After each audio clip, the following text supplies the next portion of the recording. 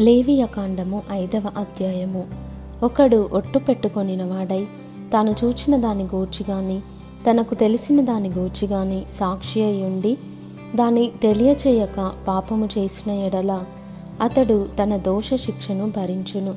మరియు నొకడు ఏ అపవిత్ర వస్తువునైనను ముట్టిన ఎడల అది అపవిత్ర మృగ కళేబరమే గాని అపవిత్ర పశు కళేబరమే గాని అపవిత్రమైన ప్రాకెడు జంతువు కళేబరమే గాని అది అపవిత్రమని తనకు తెలియకపోయినను అతడు అపవిత్రుడై అపరాధి అగును.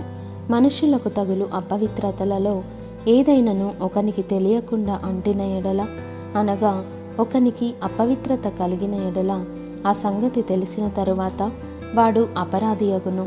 మరియు కీడైనను మేలైనను మనుషులు వ్యర్థముగా ఒట్టు పెట్టుకొని చేసేదమని పలుకు మాటలలో మరి దేనినైనను యోచింపక చేసేదనని ఒకడు పెదవులతో వ్యర్థముగా ఒట్టు పెట్టుకొనిన ఎడల అది తెలిసిన తరువాత వాడు అపరాధి అగును. కాబట్టి అతడు వాటిలో ఏ విషయమందైనను అపరాధి అగునప్పుడు ఆ విషయమందే తాను చేసిన పాపమును ఒప్పుకొని తాను చేసిన పాప విషయమై యెహోవా సన్నిధికి మందలో నుండి ఆడు గొర్రె పిల్లనే గాని ఆడు మేక పిల్లనే గాని పాప పరిహారార్థ బలిగా అర్పింపవలెను. అతనికి పాపక్షమాపణ కలుగునట్లు యాజకుడు అతని నిమిత్తము ప్రాయశ్చిత్తము చేయును. అతడు గొర్రెపిల్లను తేజాలని ఎడల అతడు పాపియగునట్లు తాను చేసిన అపరాధ విషయమై 2 తెల్ల గువ్వలనే గాని 2 పావురపు పిల్లలనే గాని పాప పరిహారార్థ బలిగా ఒకదానిని దహన బలిగా ఒకదానిని యెహోవా సన్నిధికి తీసుకొని రావలెను. అతడు యాజకుని యొద్దకు వాటిని తెచ్చిన తరువాత అతడు పాప పరిహారార్థమైన దానిని మొదట నర్పించి దాని మెడ నుండి దాని తలను నులమ్మవలెను గాని దాని నూడదీయకూడదు. అతడు పాప పరిహారార్థ బలి పశురక్తములో కొంచెము బలిపీఠము ప్రక్కను ప్రోక్షింపవలెను. దాని రక్తశేషమును బలిపీఠము అడుగున పిండవలెను. అది పాప పరిహారార్థ బలి. విధి చొప్పున 2వ దానిని దహన బలిగా అర్పింపవలెను. అతడు చేసిన పాపము విషయమై యాజకుడు అతని నిమిత్తము ప్రాయశ్చిత్తము చేయగా అతనికి క్షమాపణ కలుగును.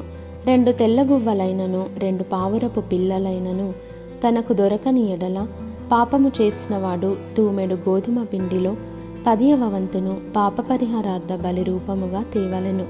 అది పాప పరిహారార్థ బలి గనుక దాని మీద నూనె పోయవలదు, సాంబ్రాణి దాని మీద ఉంచవలదు. అతడు యాజకుని యొద్దకు దానిని తెచ్చిన తరువాత యాజకుడు జ్ఞాపకార్థముగా దానిలో పిడికెడు తీసి యెహోవాకు అర్పించు హోమ ద్రవ్యముల రీతిగా బలిపీఠము మీద దానిని దహింపవలెను. అది పాప పరిహారార్థ బలి. పై చెప్పిన వాటిలో దేని విషయమైనను పాపము చేసిన వాని నిమిత్తము యాజకుడు ప్రాయశ్చిత్తము చేయగా అతనికి క్షమాపణ కలుగును. దాని శేషము నైవేద్య శేషము వలె యాజకుని దగును. మరియు యెహోవా మోషేకు ఈలాగు సెలవిచ్చెను. ఒకడు యెహోవాకు పరిశుద్ధమైన వాటి విషయములో పొరబాటున పాపము చేసిన ఎడల తాను చేసిన అపరాధమునకు నీవు ఏర్పరచు వెళ్ళ చొప్పున పరిశుద్ధమైన తులముల విలువగల నిర్దోషమైన పొట్టేలును మందలో నుండి అపరాధ పరిహారార్థ బలిగా యెహోవా యొద్దకు వాడు తీసుకొని రావలెను.